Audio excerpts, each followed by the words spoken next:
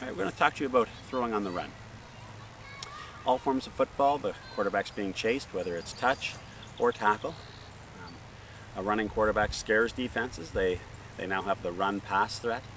And while worrying about a running quarterback, they often leave their pass defenses open a little bit, and so the ability to run and throw can really be an effective tool in gaining yards.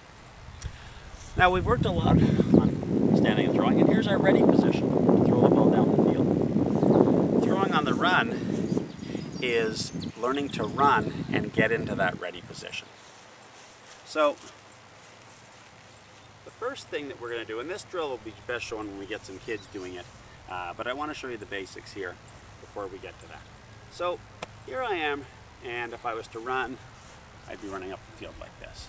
If I want to be able to throw the ball, I need to run and turn my shoulders so that I'm in that throwing position. When I do that, I will lose a little bit of speed because my feet are going to turn a little bit with how my shoulders are turning. Right, so I turn and my feet are turned a little bit, and I won't be able to run as fast. People that throw without turning their shoulders, though, the throw will be weak, inaccurate. You need to get into that throwing position. The first drill I do is we run with our shoulders in that throwing position, and we try and throw from that position. Turn, run, throw. Now, here's the key point about throwing on the run, though. When we stand and throw, we throw pushing off our right and going to our left. This happens only at certain points when running, when you're pushing off your right and going to your left. This is the time that you have to throw the ball. Now, a lot of people, when they first do this, do exactly what I'm saying, but they stop. So they're running, and they stop, and they throw. And that might be a successful strategy if the person's not very close to you who's chasing you. But if you're being chased and you, in essence, stop and throw, you are often going to get hit or tagged before you throw the ball. So you need to throw while leaving your right, going to your left, as part of a regular running action so that you keep on running.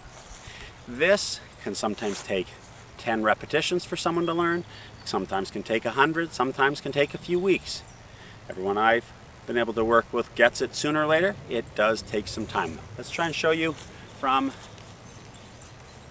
a distance how I'm leaving my right and going on to my left. Turn, run, throw, and keep on running.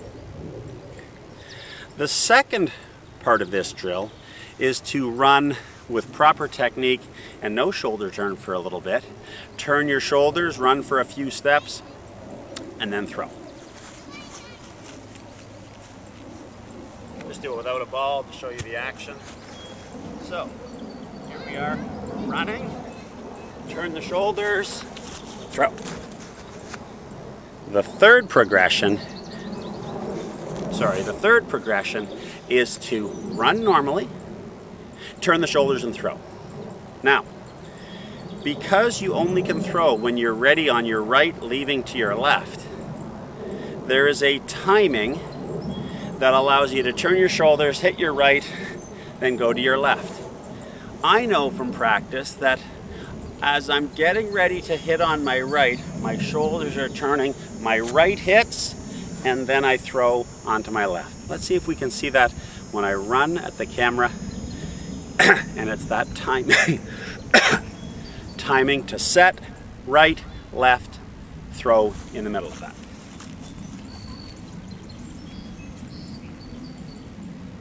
So here I am, I'm sprinting, turn, throw.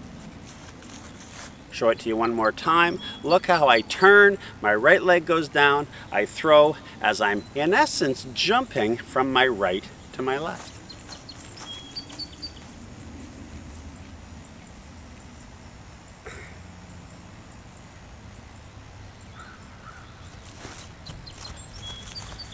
Now, It is possible to throw when you're on your left going to your right.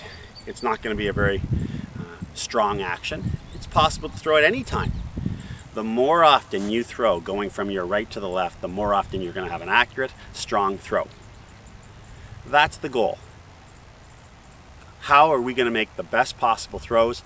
In our throwing drills, I will show you how, when we do some practical, how it is again possible to throw on the opposite leg in an emergency.